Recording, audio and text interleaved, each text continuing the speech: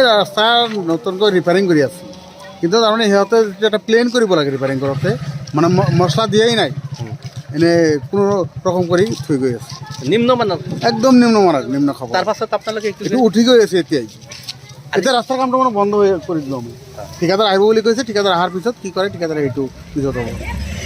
মানুহ ৰিপেয়াৰিং কৰি আছে খালি য'ত ৰাস্তা ভাঙি গৈছে তাত খালি তেল পেলাই থৈ গৈছে কোনো ধৰণৰ